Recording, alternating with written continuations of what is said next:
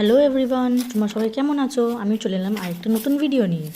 আমি আগে তো অনেকবার অনলাইনে শপিং করেছি, কিন্তু এটা আমার ফার্স্ট একটা খুবই ব্যাড এক্সপিরিয়েন্স হলো, যেটা আমি ভাবিনি যে এরকম কোনোদিন আমার সাথে হতে পারে। কারণ আমি আগে অনেকবার অনলাইনে অর্ডার করেছি, জিনিস ভালোই পেয়েছি আমি, কালারও একটু আধটু সেমই পেয়েছি আমি।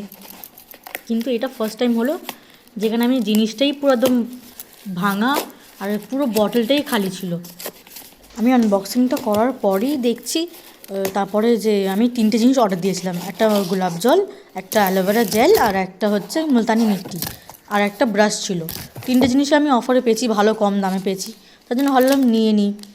আর মুলতানি মিট্টিটা এটা আমার ঠিকই লেগেছে, মোটামুটি আমার যেরকম হয় আর কি সেরকমই আমার মনে হয়েছে, সেরকম কিছু একটা আমার খারাপ মনে হয়নি। এটা ঠিকই ছিল, এটা ভালো ছিল। আর অ্যালোভেরা জেলটাও আমি বলবো, আমি অ্যালোভেরা জেলের কালারটা পুরো অন্য রকম, ডিপ গ্রিনের জায়গায় পুরো এসে হোয়াইটের মধ্যে, জেলি বেস ছিল, কোনো স্মেল ছিল না। আমি এখানে স্মেল করেও দেখলাম যে কোনো ফ্রেগরেন্স আছে কি না, কোনো কিছু নেই, এমনি হালকা পাতলা জেলির মতন ছিল এটা।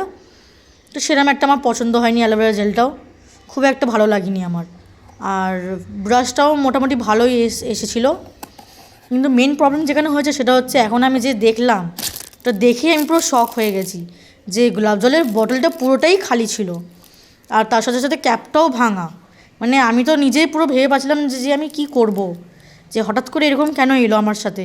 আমি তো সবসময় রিভিউ দেখে, ভালো সব কিছু রেটিংস দেখে, সব কিছু দেখেই তারপরে আমি অর্ডার দিই, তাহলে এরকম কেন হলো? আমি তো সব কিছু এবারেও সেম টাইম সব কিছু দেখেই অর্ডার দিয়েছিলাম, কিন্তু আর কি ভাগ্যে ছিল তাই। আবার দেখা হচ্ছে পরে অন্য একটা ভিডিও।